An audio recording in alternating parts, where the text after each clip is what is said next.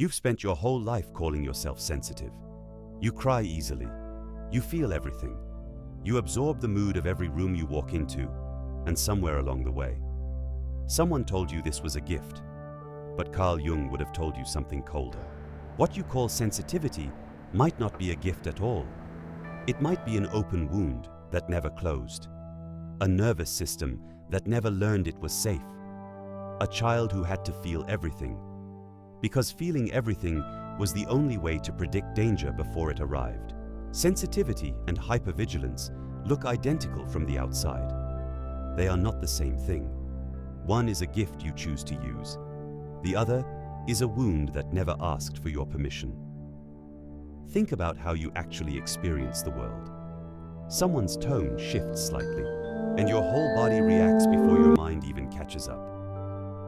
A silence lasts 1 second too long, and you're already rehearsing what you did wrong. Someone seems distant, and within minutes, you've built an entire story about how you failed them. That's not empathy. That's a threat detection system running 24 hours a day, and it's exhausting you. Jung believed the unconscious speaks in patterns most people never learn to read, and this is one of the clearest patterns there is.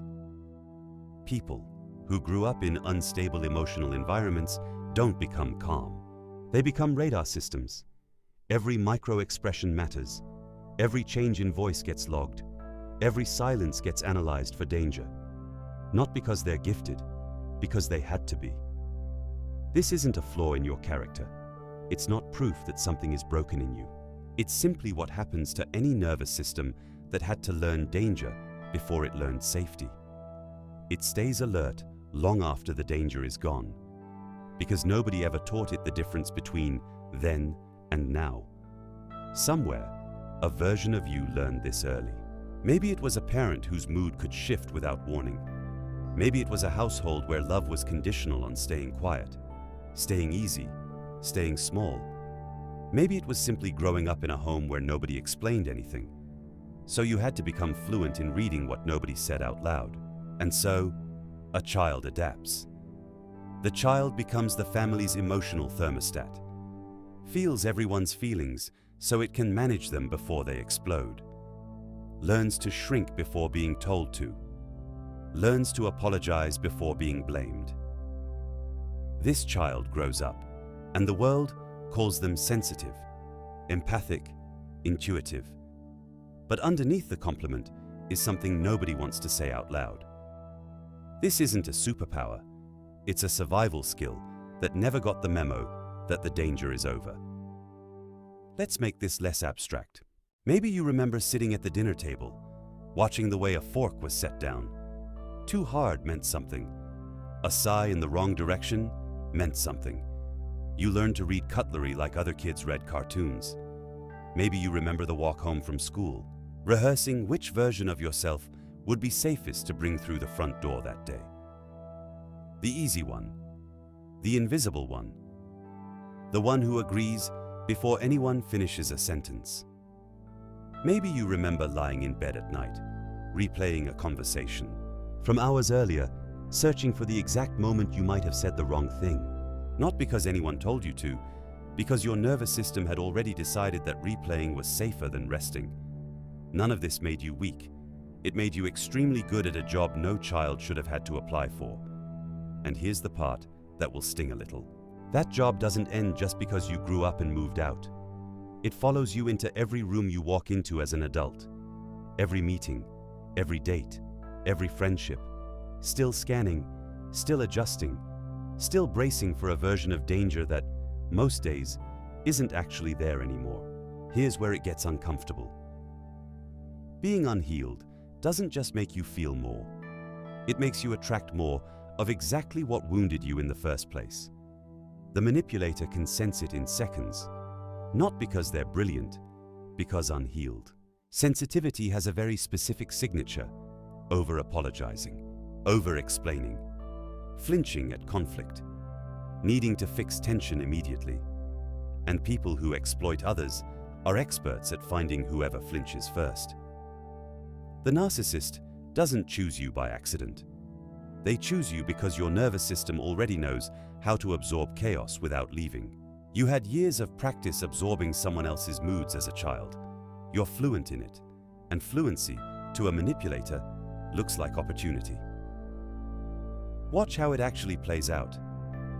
In the beginning, the manipulator seems drawn to your warmth. They compliment how easy you are to talk to, how understanding you are, how rare it is to meet someone who really listens. What they've actually found is someone who apologizes for things that aren't their fault. Someone who reads silence as a signal to try harder. Someone who has spent a lifetime treating other people's discomfort as an emergency that needs solving immediately. They don't need to manipulate you with elaborate schemes.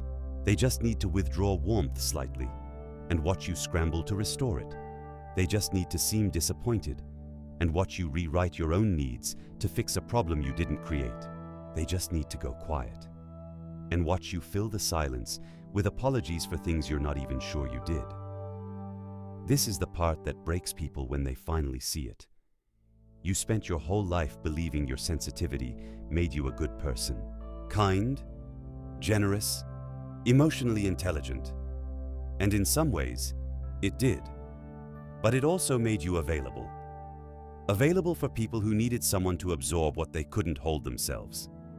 You can see the patterns show up everywhere once you start looking. In relationships, you become the one who explains the other person's behavior to themselves better than they can. You forgive before they've even asked. You stay long after staying stopped making sense, because leaving feels more dangerous than the discomfort of remaining.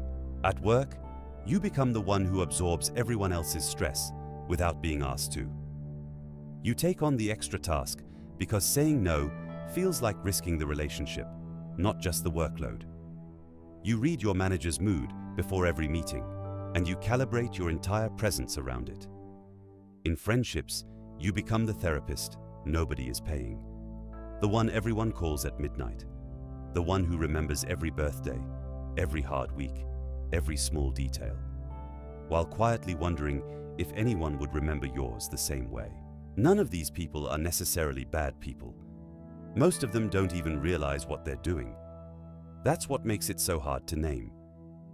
There's no single villain in this story, just a lifelong pattern of one person consistently giving the invisible labor, and everyone around them consistently accepting it as normal.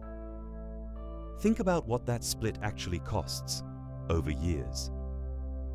Every time the visible self smiles through discomfort, the buried self logs the moment. Every time the visible self says, "I'm fine," through gritted teeth, the buried self logs it too. Every time the visible self absorbs blame that was never really theirs, something underneath keeps the receipt. Even if the conscious mind forgets by morning, Jung called the unconscious material, "We never face the shadow." And the cruelest trick the shadow plays is this: it doesn't just hide your pain, it disguises your pain as your personality. You don't say, "I over-explain because I'm terrified of being misunderstood and abandoned." You say, "I'm just a very open communicator." You don't say, "I can't say no because rejection feels like danger." You say, "I'm just a giving person." You don't say, "I scan every room because as a child, safety depended on it." You say, "I'm just very perceptive." None of these are lies, but none of them are the full truth either. They're the shadow wearing a socially acceptable mask. At first, that mask protects you. It gets you through childhood. It gets you approval when approval was the only currency that mattered. But the longer you wear it, the more it stops being a costume and starts being a cage. The kind person becomes unable to express anger because anger was never safe to show. The strong one becomes unable to admit pain because admitting pain once meant becoming a burden. The reliable one becomes terrified of ever needing anything because needing something once meant risking rejection.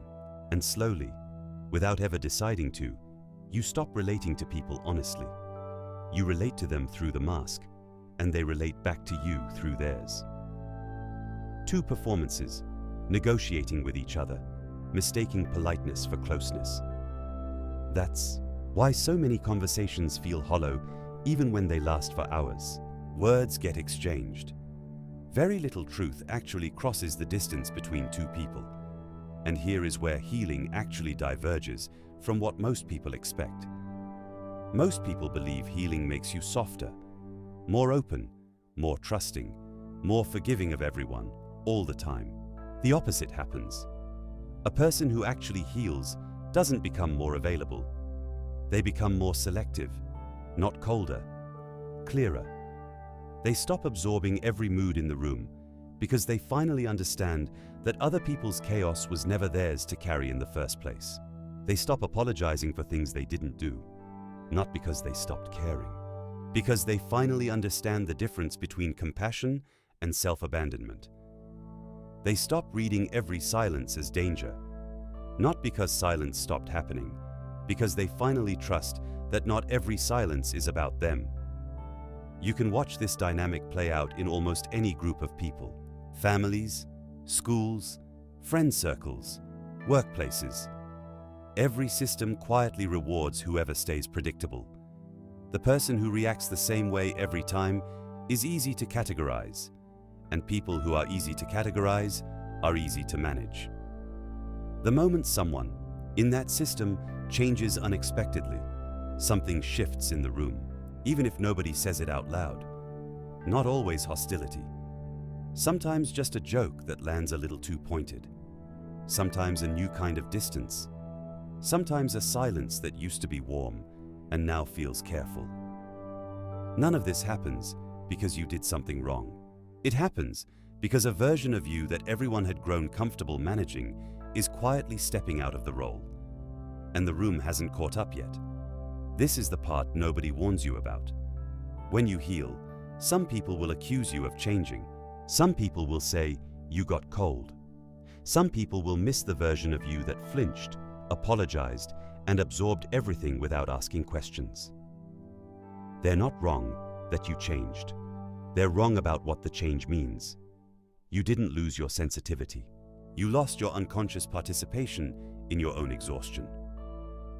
Jung believed that individuation, becoming who you actually are, underneath every mask you built to survive, requires facing the parts of yourself you spent a lifetime avoiding, not fixing them, facing them.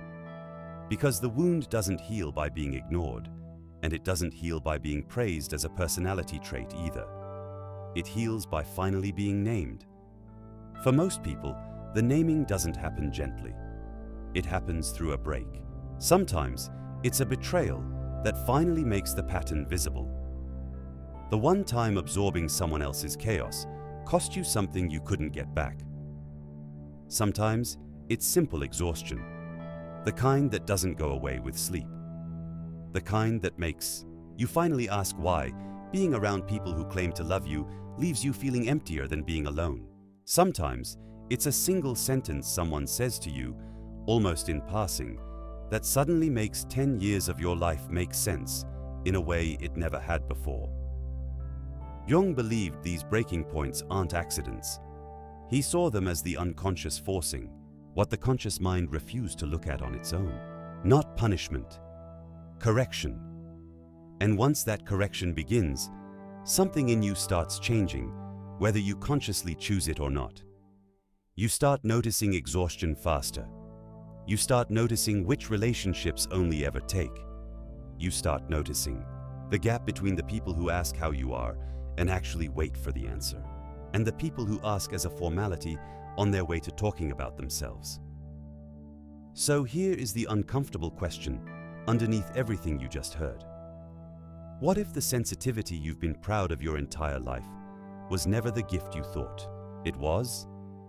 What if it was simply the wound wearing its best disguise? And what if healing doesn't mean feeling less? What if it means finally feeling safe enough to stop scanning every room for danger that isn't there anymore? You were never meant to spend your life reading other people's chaos for survival. You were meant to wake up. This doesn't mean you become hard. It doesn't mean you stop loving people or stop noticing when someone is in pain. It means the noticing stops being automatic and starts being a choice. You'll know it's happening when the small things change first. You'll pause before saying yes, instead of answering before the question even finishes. You'll let a message sit for a few hours instead of replying instantly out of fear that waiting means something's wrong. You'll notice the urge to explain yourself and let it pass without acting on it. None of this happens overnight, and none of it happens without discomfort. Old patterns don't leave quietly. They leave loudly, usually right when you need calm the most. A flare of guilt after saying no. A wave of anxiety after a silence you didn't rush to fill. A voice in your head insisting that someone is upset with you, even when there's no evidence at all. That voice isn't wisdom. It's an old alarm system, still running the same threat assessment it ran when you were 7 years old and safety depended on getting it right. The work isn't silencing that voice completely. Some of it may never fully go quiet. The work is learning to hear it without obeying it automatically, noticing the alarm and choosing to stay anyway. There's a difference between a person who helps because they chose to, and a person who helps because they never learned they were allowed to say no. The first one gives from abundance. The second one gives from fear and calls it love because fear was the only language love ever spoke to them growing up. Healing doesn't erase your depth. It just removes the compulsion underneath it. You'll still feel things deeply. You'll still notice what others miss. But you won't confuse noticing with owing. You won't confuse someone's pain with your responsibility to fix it. And you won't confuse silence with something you personally caused. It helps to name the actual difference between compassion and self-abandonment, because for most of your life, they probably felt like the same thing. Compassion says, I see your pain, and I choose to stay present with it. Self-abandonment says, I see your pain, and I will disappear a little so you don't have to feel it alone. Compassion has boundaries. Self-abandonment has none, because it was never really about the other person's pain. It was about managing your own fear of what happens if you don't fix it. Compassion can say no and still love someone. Self-abandonment believes saying no is a kind of betrayal, because somewhere very early, you learned that your needs were the thing most likely to get you left behind. This is the distinction that changes everything once you actually see it. You're allowed to care about someone and still not carry what's theirs to carry. You're allowed to love someone and still let their disappointment exist without rushing to fix it. You're allowed to be a deeply feeling person without volunteering as everyone's unpaid emotional labor. Somewhere along the way, you'll stop apologizing for taking up space you were always entitled to. You'll stop explaining decisions that don't require anyone else's permission. You'll stop shrinking in rooms that never actually asked you to. And on the other side of that shift is something most people chasing peace never expect to find. Not coldness, not distance, sovereignty. The quiet, undramatic experience of simply belonging to yourself again. You were never meant to spend your life reading other people's chaos for survival. You were meant to wake up, and once you do, the radar finally goes quiet. Not because you stopped caring about people, because you finally understand some of what you called love was actually fear wearing a kinder name.